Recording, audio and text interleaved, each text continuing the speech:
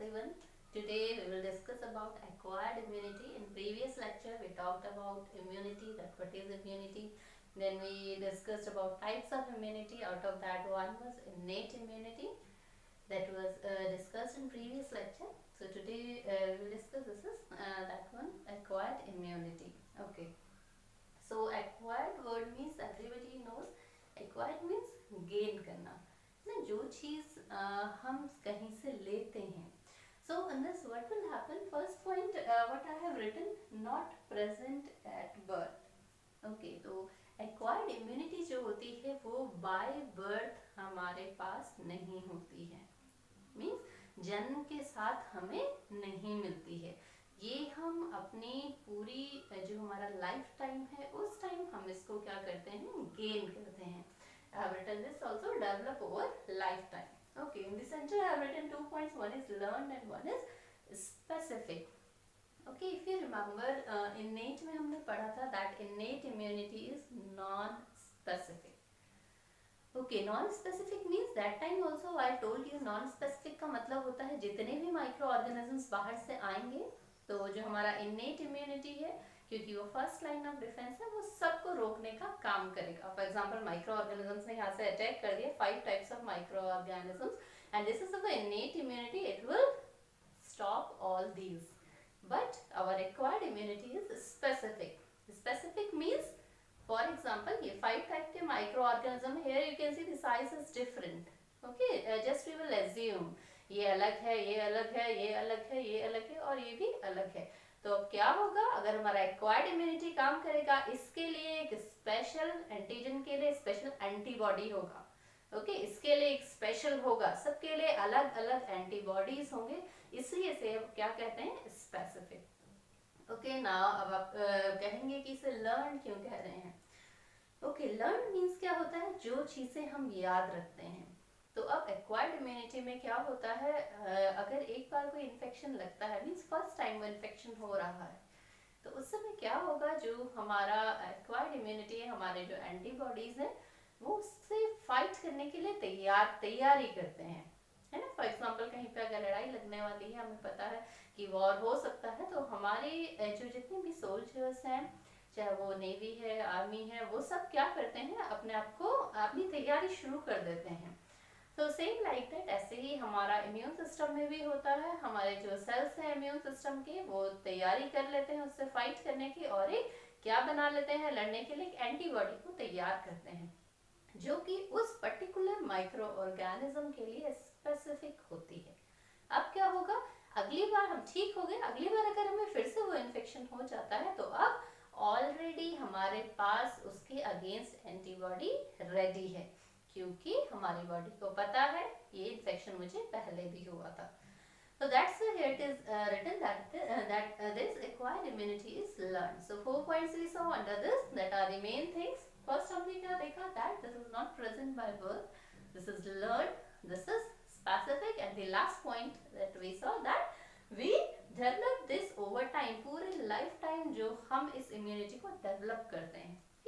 So next we will see the types of this acquired immunity. So we have 2 types. One is active immunity and one is passive immunity.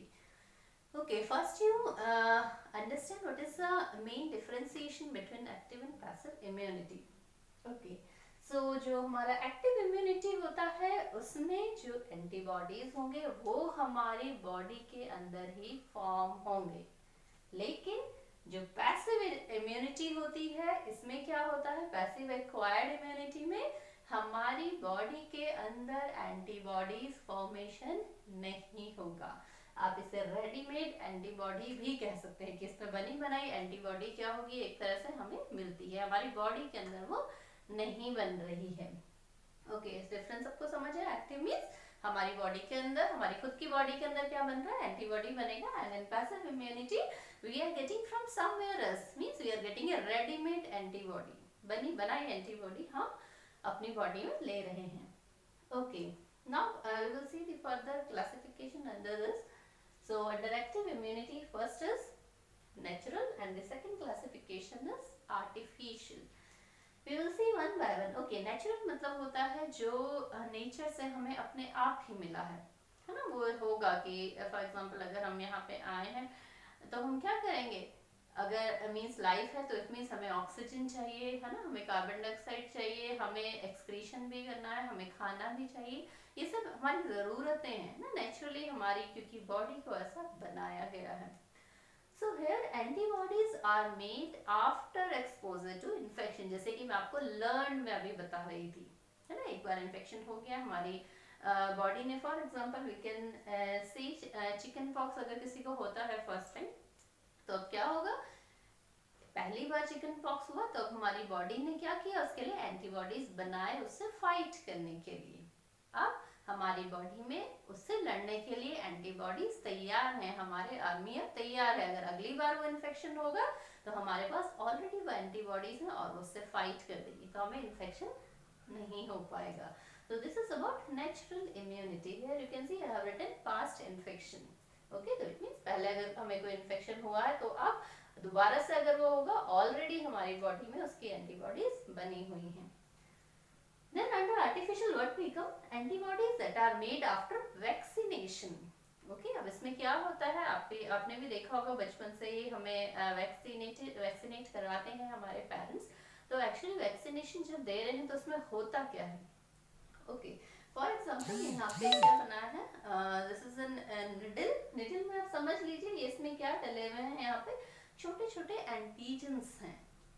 Okay now what will happen, हम एक बहुत small amount में क्या करते हैं, for example हम diphtheria के लिए वैक्सीनेशन दे रहे हैं, तो इस ये जो इंजेक्शन है, जो वैक्सीनेशन दिया जा रहा है, इसमें क्या होता है एग्जैक्टली, डिफ्थीरिया का एंटीजन होता है बहुत ही स्मॉल अमाउंट में, वो अमाउंट इतना कम होता है कि वो हमारी बॉडी में अंदर जाने के लिए बीमारी मीन्स डिप्थीरिया कॉज करने के लिए केपेबल नहीं होता है, तो इतना बहुत ही माइन्यूट अमाउंट में होता है. या कई बार हम डेड एंटीजेंस भी यूज करते हैं, तो अब हम क्या करेंगे, हमने वो वैक्सीन लिया फॉर एग्जांपल डिप्थीरिया का, बहुत स्मॉल अमाउंट में वो एंटीजन लिया, उसे हमने बॉडी में क्या कर लिया, इंजेक्ट कर दिया. अब क्या होगा, क्योंकि वो एंटीजन है, चाहे वो स्मॉल अमाउंट में है चाहे वो लार्ज अमाउंट में, और immune system will detect this और इमीडिएटली वो उससे फाइट करने के लिए रेडी हो जाएगा.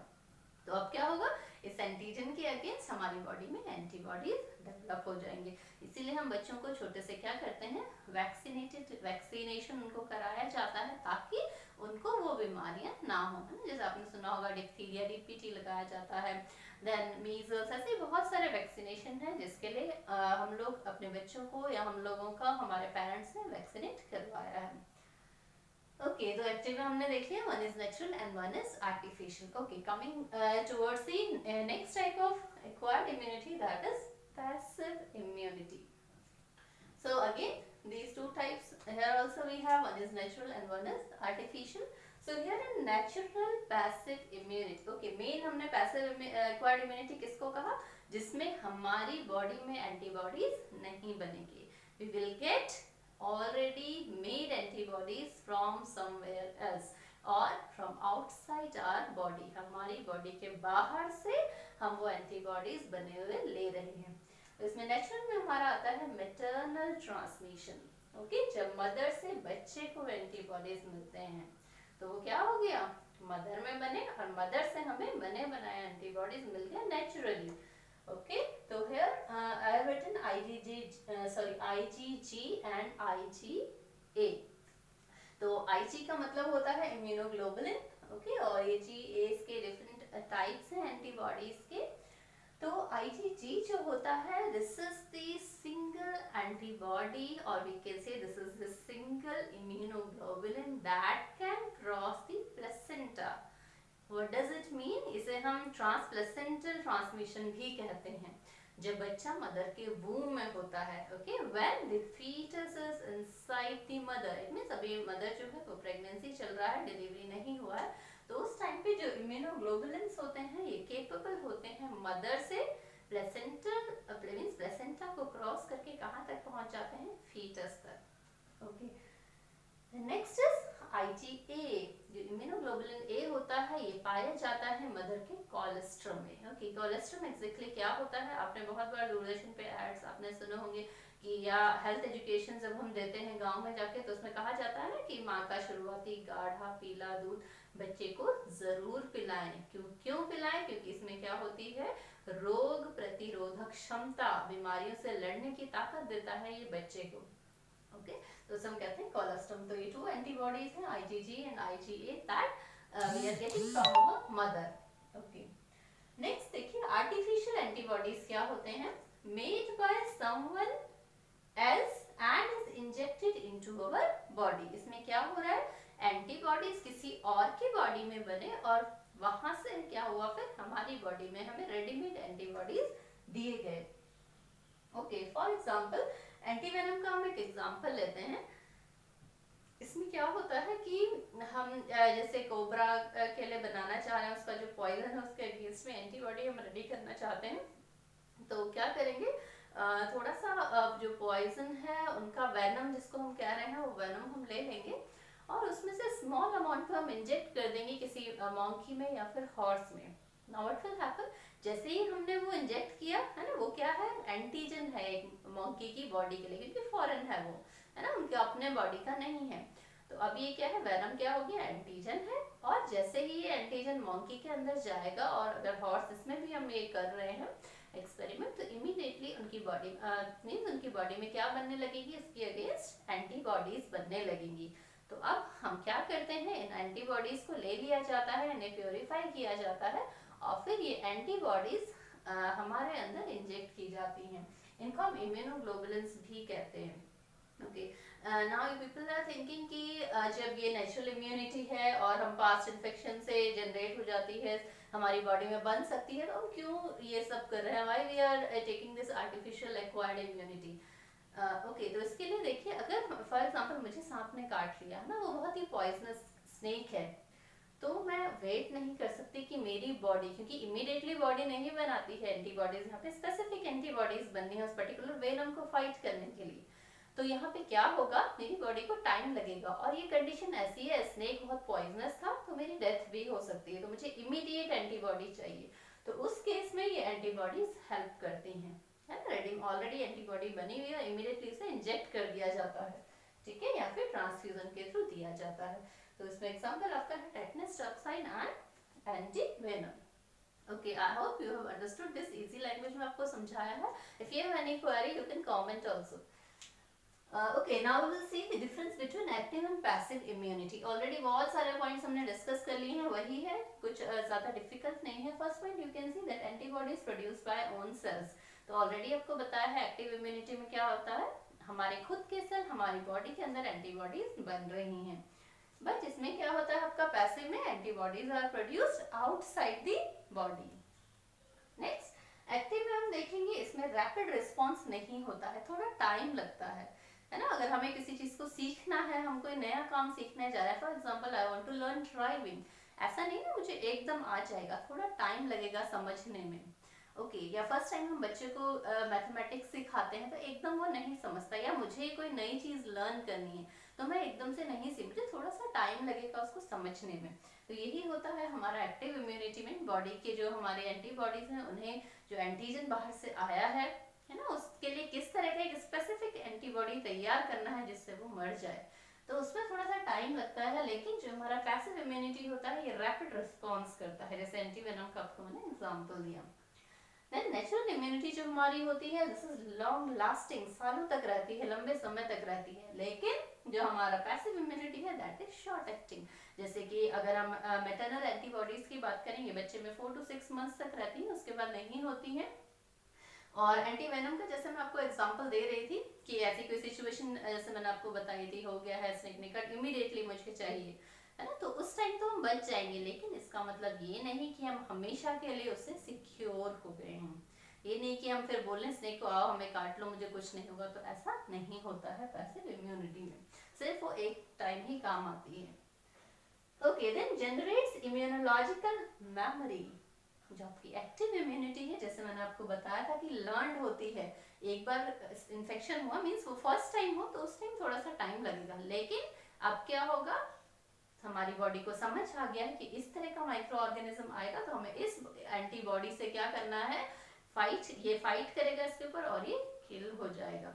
तो अब नेक्स्ट टाइम के लिए उसे क्या रहेगा, हमारी बॉडी को याद रहेगा, और अगर वैसा कोई इन्फेक्शन होगा तो इमीडिएटली हमारी बॉडी उस स्पेसिफिक एंटीबॉडी को उससे फाइट करने के लिए भेजेगी। लेकिन पैसिव इम्यूनिटी में इस तरह की कोई मेमोरी नहीं होती है। देन एक्टिव इम्यूनिटी की अगर हम बात करें, it doesn't work in immuno deficient host. ये अगर कोई ऐसा पर्सन, होस्ट मींस जिसके अंदर वो इन्फेक्शन हो रहा है, the person inside home that infection is occurring. तो अगर वो पर्सन, फॉर एग्जांपल मेरी इम्यूनिटी बहुत वीक है ना, मैं खाना नहीं खाती, मेरा हेल्थ ठीक नहीं है, तो अब क्या होगा, अगर मैं खुद ही ठीक नहीं हूँ तो मेरा इम्यून सिस्टम भी अच्छा नहीं होगा। तो उस केस में एक्टिव इम्यूनिटी अच्छे से काम नहीं कर पाएगी, क्योंकि बॉडी ही वीक है, इम्यून सिस्टम में वीक है बहुत ज़्यादा, तो कैसे वो फाइट करेगा। बट जो हमारा पैसिव इम्यूनिटी होता है, वो जो इम्यूनो डेफिशिएंट होस्ट होते हैं उसमें भी काम करता है। क्यों? क्योंकि इस समय हमारी बॉडी को खुद एंटीबॉडीज नहीं बनाने हैं, ऑलरेडी रेडीमेड एंटीबॉडीज हमें मिल रही हैं। So this is all about the acquired immunity. I hope you have understood this. If you have any queries or you want to ask something, you want any other lectures on any other topic, you can comment.